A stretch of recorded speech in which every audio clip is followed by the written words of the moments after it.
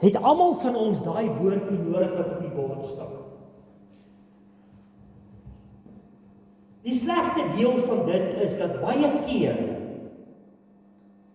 is dit net so dat ons te trots is om te sê help. Ek doen baie keer doen ek leiersevaluering met kinders by die skool en dan is daar 'n oefeningkie wat ons moet doen. Ons gebruik baie keer 'n klas of sommer buitekant so tussen die as daar nou so 'n bietjie bome en goeders is as dit nou buite is. In die veld is. Dan maak jy nou 'n tou aan een punt vas en dan gaan die tou na verskillende plekke toe. En dan blinddoek jy nou die ouetjie en dan vergeet dat laat jy sê dan kan hy aan die tou vat en dan moet hy nou hierdie tou volg tot hy by die einde kom. En as hy nou eers begin, dan vat jy die einde van daai tou en maak hom vas aan die begin. So dan gaan hy al in die ronde, maar hy kom nie by die en al wat hy hoef te doen is as hy nou agterkom maar hoor ek kom nou nie reg nie. Hy moet net sy hand opsteek en sê help. Die oomblik as hy dit sê, haal ons die blinddoek af en dan sien hy natuurlik wat gebeur het. En jy sal verstom wees om te sien hoe kinders in die ronde om loop voordat hulle sê help. Hulle het my vertel toe hulle die kursus eerste keer aangebied het, was daar 'n hoofseun wat ek weet nie hoe lank het hy geloop nie. Hy het net eenvoudig geweier om te sê help want hy weet hy kan. Baie van ons is baie keer op so 'n stasie dat ons leef asof ons nie hulp nodig het nie. Almal van ons moet gehelp word. En jy weet die eerste stap van herstel, van genesing, van enige so iets is erkenning. As jy nie kan sê, weet jy wat, stop die lorry, stop hierdie bus, ek kan nie meer nie, help my nou, is daar geen hulp vir jou.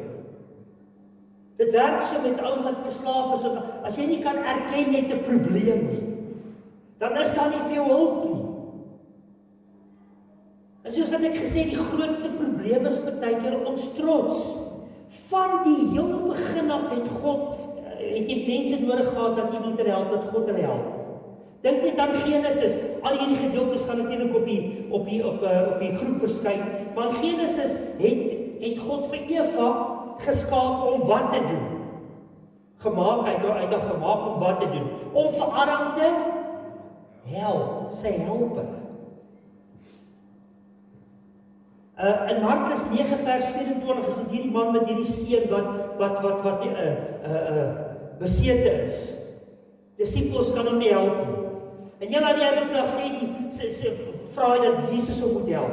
En hy sê ja, maar dink jy ek kan jou? Hy sê ja asseblief Here. En dan kom Jesus op 'n punt waar hy eenvoudig net vir hom sê, maar ek kan, maar is dit jy kan amper sê is dit het jy dit regtig nodig? En dan sê hy, en glo jy regtig? Dan sê hy, Here, kom my ongeloof te hulp. Ons het selfs hulp nodig om te kan glo. In Deuteronomium 33:26 is Moses besig om af te sluit, sy lewe af te sluit.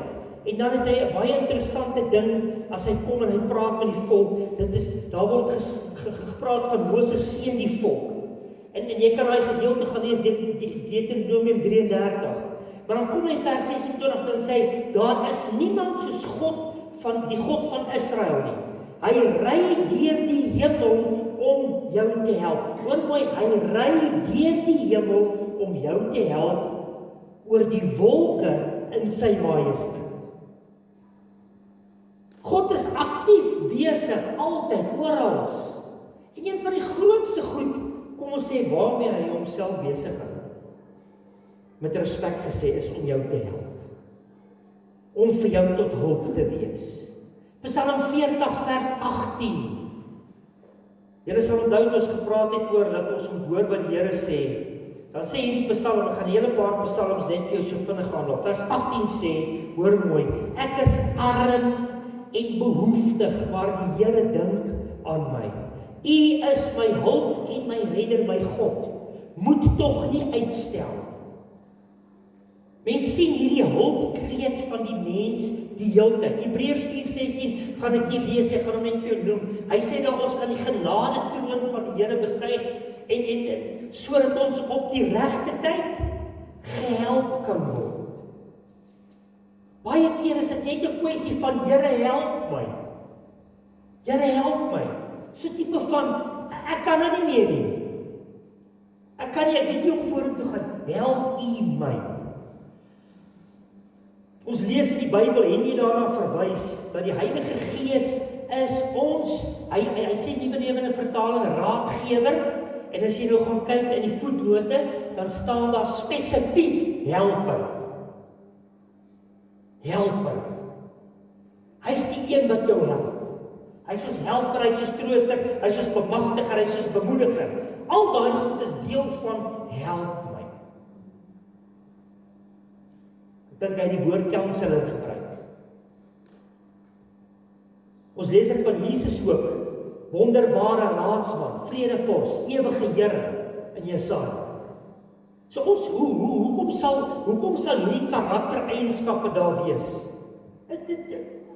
En dit is spesifiek om ons te help. Miskien wonder jy dalk vanoggend, wat het jy regtig nodig? Ek kan vir jou sê, jy het hulp nodig. Almal van ons het hulp nodig. Partykeer soek jy alleen, jy stry, jy wil die kant toe, jy wil daai kant toe. Ek wil jou vandag help om hulp te kry. Op die bord gaan Psalm 121, die eerste paar verse verskyn. Hoor baie mooi wat sê. Dit is 'n pelgrimslied. Nou pelgrimslied was die liede wat hulle gesing het as hulle op pad was tempel toe en ook van die tempel al weer terug as huis toe. Nou hier of hierdie ou nou gekom het en of hy nou gegaan het, maak in die saak nie. Julle in die einde staan of ek kom of ek gaan eers met my, nee. Maar dit was gevaarlik geweest. Daar was rowers geweest en dan kom hy op die punt waar hy sê, ek kyk op na die berg, julle almal ken hierdie Psalm. Hy sê, kom my hulp daar vandaan, of waar sal my hulp vandaan? Nou die antieke ouens het geglo die gode bly op die berg. Een van die ander verklaringe sê dat dit was heel waarskynlik die Sionsberge en die Ou Testament vertel vir ons dat God bly op die Sionsberg. So om te kyk na die berge, jy kry twee idees wat jy basies kry oor hierdie hele bergstorie. Maar dan kom hy met hierdie woorde. Dan sê hy sê nee, my hulp kom van die Here. My hulp kom van die Here wat hierdie berge gemaak het. Hy bly nie net hier nie. Hier is te klein vir hom. My hulp kom van die Here wat alles gemaak het. So hoe banglik ook al is of wat ook al, hy is my hulp. Dan sê hy daarso, nee, gaan nog nie terug. Dan sê hy dan, my hulp kom van die Here wat die hemel en aarde gemaak het, gevorm het. Hy het jou ook gevorm. Ons het dit vanoggend weer gehoor. So as 'n mens die Here nader vir hulp, en jy sien die groot prentjie oor hom, nee, dan weet jy mos. Jy het ook al geleer, daar's mense wat jou kan help en daar's mense wat jou nie kan help nie, nee. Is dit nie so nie? Daar's sekere situasies wat jy weet, hier is regtig hulp, of jy weet so meneer wat hier, ek kan vir jou sê, by God is daar hulp. Volgende vers. Hy sê, hy laat jou voet nie struikel nie, hy wat waak oor jou slaap nie, hy wat oor Israel waak, sal nooit sluimer of slaap nie, soos die afgode. Daar word baie keer met hulle gespot in die Ou Testament. Slaap hulle luister nie, dis 'n stuk hout, hy kan nie hoor nie, maar God is nie so nie. Hy sluimer nie, hy slaap nie. Die Here, en hoor, hier kom dit nou, die Here waak self oor jou. Hy het nie iemand wat namens hom kyk na jou nie. Dis is die storie van Johannes 10, van die herder. Daar's nie 'n huurling, 'n werker wat kyk en hy kyk self. Wat doen die huurling as die wolwe kom hardloop hy? Maar wat doen die herder? Hy staan vas. Hy beskerm die skape nie. Hy doen dit self, hy waak self oor jou. Die Here is jou beskermer aan jou regterkant. En die woord nie beskerm kom 'n paar keer voor in hierdie Psalm. Want hy help vir jou. Hy is met jou. Volgende verse. Hy sê die son sal jou bedags nie aantas nie, nog minder die maan in die nag. Nou hierdie ouens het geglo dat die son en maan soos gode was. Hy bewaar jou van sonsteek. Hy bewaar jou ook van die maan. Hulle het geglo, die maan het siektes gebring, die maan kon jou selfs kranksinnig gemaak het. Dis hoe die antieke mense geglo het. Hy bewaar jou selfs daarvan. Die Here bewaar jou van alle kwaad en hy beskerm jou lewe. Die Here hou wag oor jou of jy kom en of jy gaan. Nou en vir altyd. As ek 'n gedeelte soos hierdie lees, dan besef ek net eenvoudig dat ek en jy as mens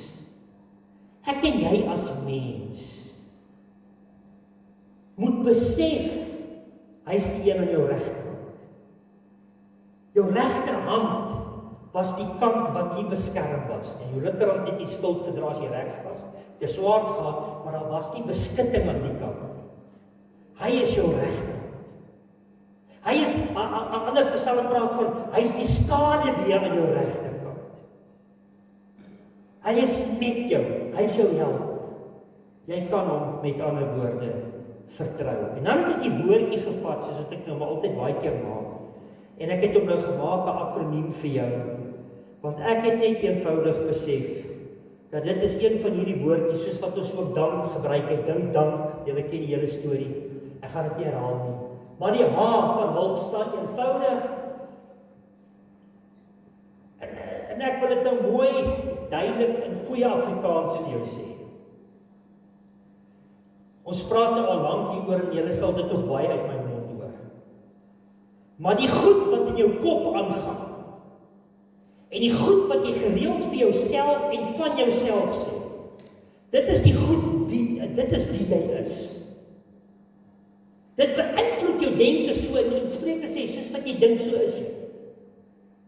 So as jy die hele dag rondloop met negatiewe goed, toelaat ek leef op negatiewe goed en negatiewe mense, jy kan amper sê jou kop die mekaar maak, jy begin te top oor hierdie goed.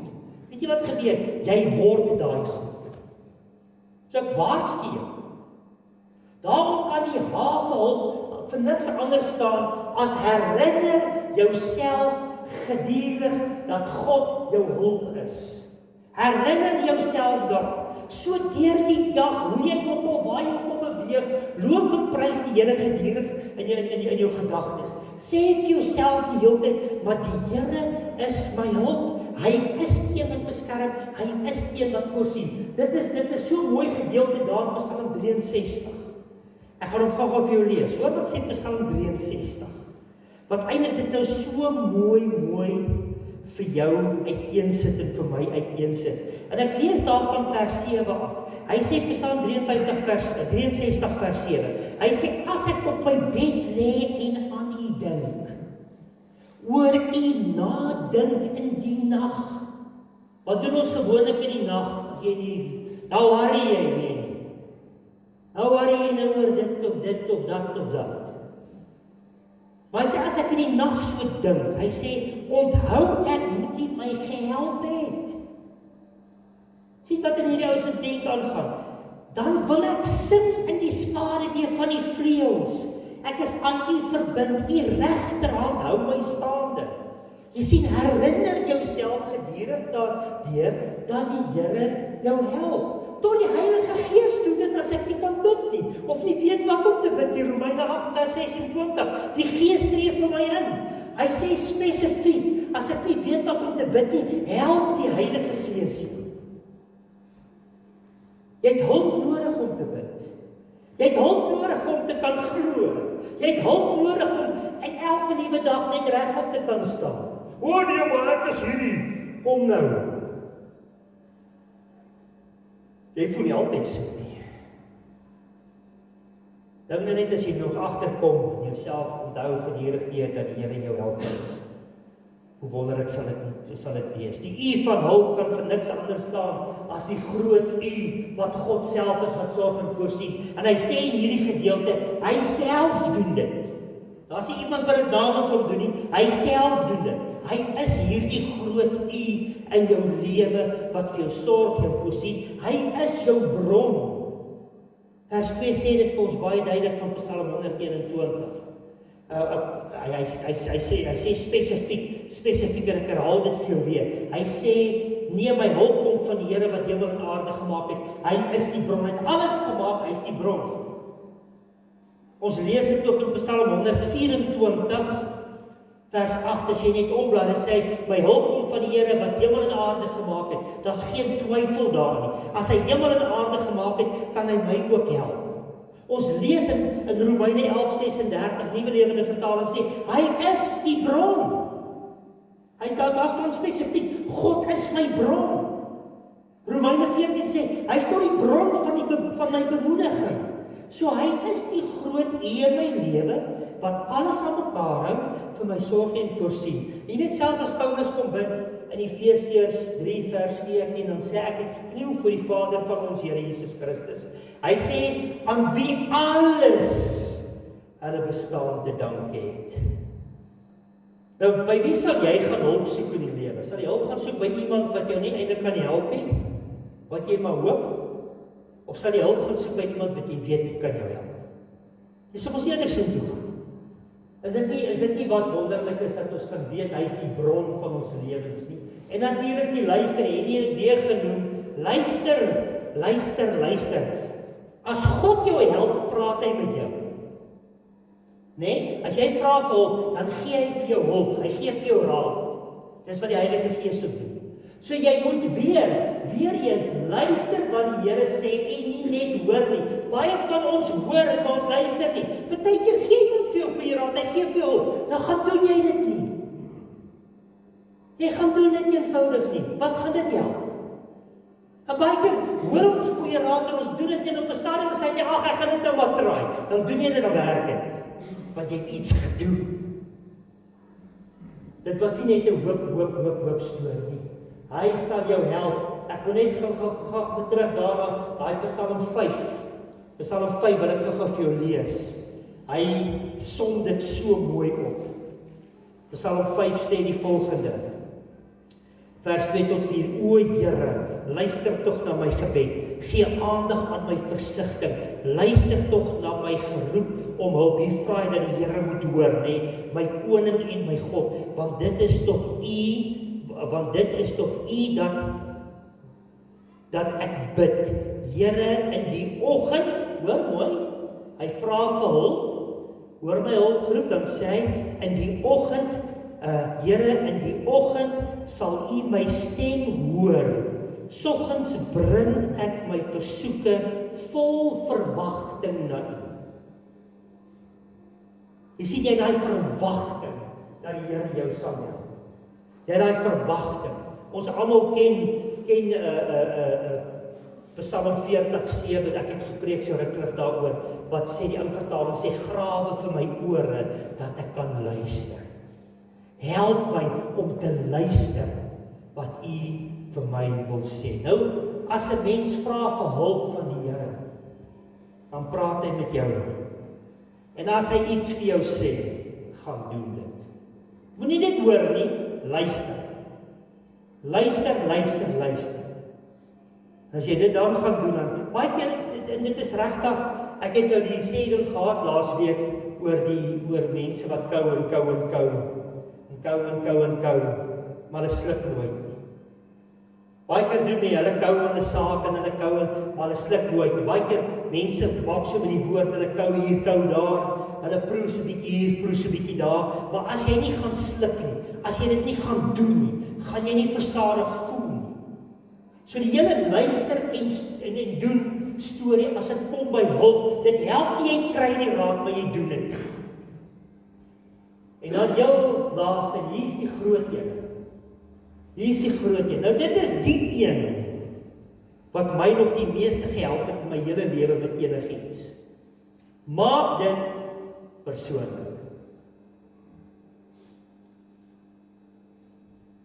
As jy alles in jou lewe persoonlik maak met die Here, dan beteken dit jy vertrou hom vir alles.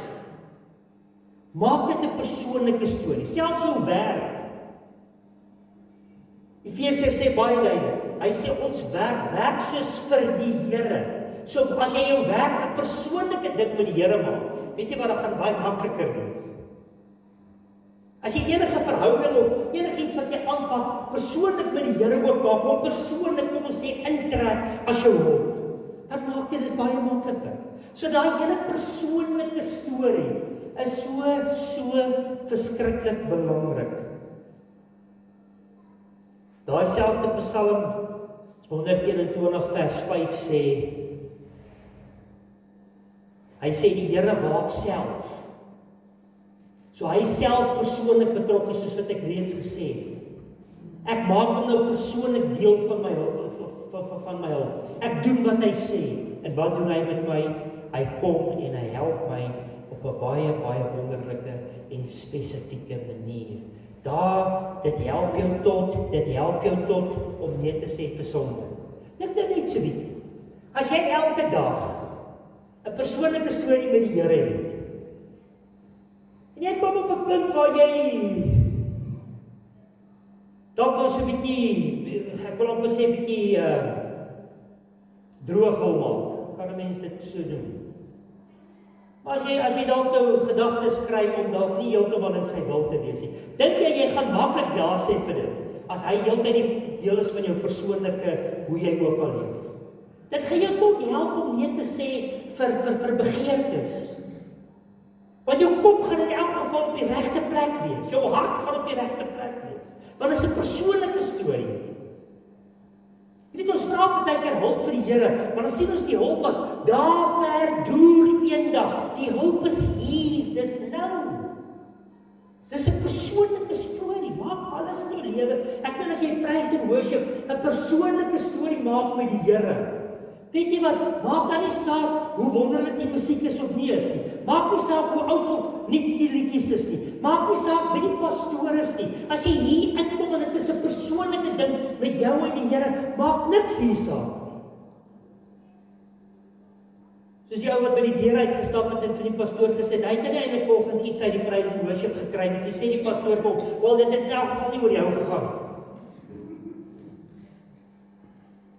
It's a personal matter. Jou geld. Dink nou net as jou geld deel is van jou persoonlike storie met die Here. Ek dink dan gaan ons bietjie anders werk met ons geld. As jou huwelik so is, as jy met jou kinders so werk, dink net as elke pa op hierdie aarde met sy kinders werk, asof dit 'n persoonlike storie met God is.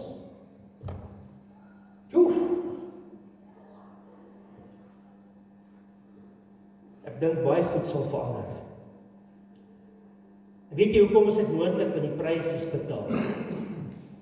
Daar is 'n duur prys betaal, dis ook 'n P-woord, saam met die persoonlik.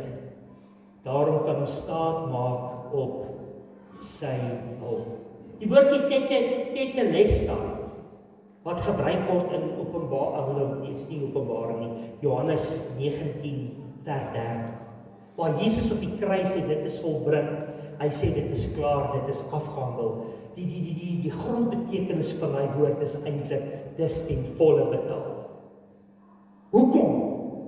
Sodat ek en jy 'n persoonlike storie kan hê met die Vader. Dit is so belangrik vir my en vir jou. Hy sê in 1 Petrus 1 vers 19, ek en jy is nie gekoop met goud en silwer. Hy sê, maar ons is gekoop en betaal met sy bloed. Hoekom? Daai prys is vir daai persoonlike verhouding. Dis om daai hele storie, ek sê baie keer, verpersoonlik alles met die Here. Deel alles met hom. Maak hom deel van jou praktiese elke dag se lewe. Dan gaan jy self in elk geval beleef. Wat baie mooi is, as jy mooi gaan kyk na Jesus kom, en dan stel hy Jahweh van die Ou Testament, Jod hy, Waf hy, Jahweh, God se naam, ek is. As jy mooi gaan dink aan Jahweh is eintlik nie 'n naam nie.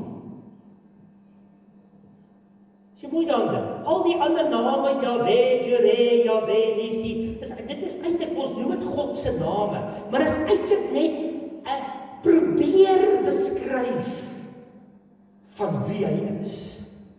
Dis 'n probeertjie van ons kant af.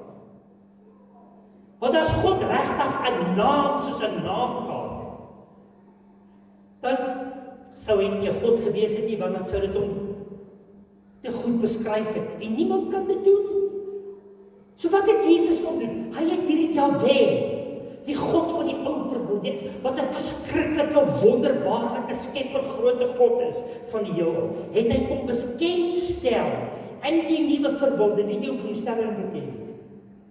Hy stel hom bekend aan ons as Vader. Wat het gebeur? Dit het 'n persoonlike storie nou geword.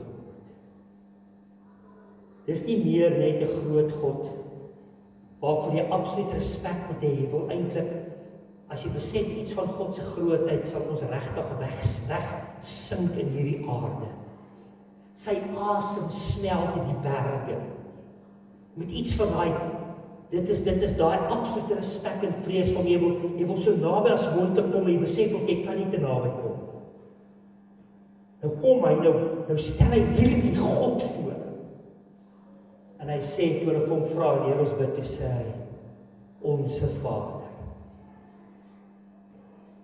Is dit nie wonderlik? Om te dink jy kan hierdie grote God ken. Jesus betaal die prys. Ons kan hom nou noem Vader, die perfekte Vader. Ek het baie keer vir my kinders gesê, op meer as een geleentheid, sê ek onthou, ek is jou aardse pa en ek kan foute maak, maar jy moet weet, jou hemelse pa maak nie foute nie. Hy is daai perfekte pa. Ek en jy kan eenvoudig hom vertrou. As die Heilige Gees kom en hy bevestig in ons gees dat ons kinders van God is, dan sê Romeine 8, en ek gaan dit vir jou lees en ek sluit af met dit. Dan sê hy die volgende woorde, jy behoort dit te ken. Baie duidelik. Dan praat hy hierso van wat die Gees doen. Dan sê hy hy sê vers 15, die Gees wat julle ontvang het, is nie 'n gees wat weer van julle vreesbevange slawe maak nie. Dit is wat ons was. Jy kan amper sê, dit is wat die Ou Testamentiese mense ook redelik was. Julle het die Gees van ware kind wees ontvang, en deur hierdie Gees roep julle uit tot God, Abba. Die Nuwe Lewende Vertaling koppelteken ons Vader. In die voetnote word dit vir ons baie duidelik gesê, dis die Arameese woord vir Vader. Jy hoor baie keer mense sê, hierdie Abba beteken Papa, en dit is ook so reg. Maar die Aramees lê spesifiek klem op die feit dat hy jou Vader is. 'n Vader wat sorg, 'n Vader wat voorsien. En dan sê hy hierso onder in die voetnoot, hy sê, dit het 'n baie vertroulike konnotasie. Daai Vader. Vandag is dit Vadersdag. En ek wil vir jou sê, daar's nie 'n Vader soos hy. Daar's nie 'n God soos ons God. Een van die grootste goed wat hy nog altyd gedoen het en nog altyd sal doen, is hy sal, hy kan en hy wil jou help. Ek smeek vanoggend by jou. Ontvang sy hulp. Luister wat hy vir jou sê. Hy dra jou belange regtig op sy hart. En wat vir nog steeds baie mooi saam met dit werk is, die Bybel sê, God kan nie lieg nie. Ja, maar hy het nou verander. Die Bybel sê, alles verander. Maar hy verander nooit. Miskien is jy vanoggend hier, jy dalk hulp nodig. Wat is die eerste stap? Erken, sê Here, ek het hulp nodig. Here, ek kan nie sien. Ek kan nie die toekoms sien nie. Ek weet nie wat om te doen. Ek het nou lank genoeg gestoel. Nou vra ek, kom help. Ons bid saam. Hemelse Vader, baie dankie dat ons weet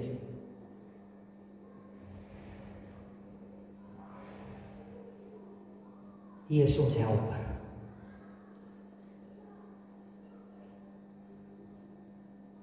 Here, my gebed is vandag dat ons nie net sal opkyk en sal sê na die berge, sal opkyk en na allerlei dinge sal kyk en hoop vir hulp nie, maar dat ons sal sê, soos die psalmdigter gesê het, ek kyk op na die berge, sal my hulp daar vandaan kom? Nee, my hulp kom van die Here wat hemel en aarde gemaak het.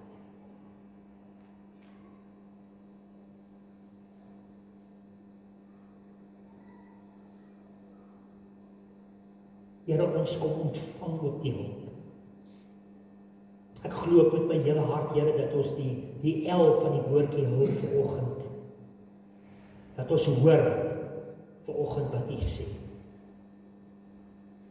Dankie ook, Here, dat ons sal luister en sal doen wat U vir ons wys. Here, help ons om nie net te gaan kou aan hierdie woord, maar help ons om te sluk ook, sodat ons ook versadig kan word. Ons kan net erken, Here, dat daar niemand soos U is, dat U God is, dat U goed is, dat U koning is. En ek bid vir my boeties en sissies saam met my. Here, ek ken julle situasies nie. Ek ken julle harte uit en uit, maar U doen. Kom help asseblief, een en elkeen. In Jesus Christus naam. Amen.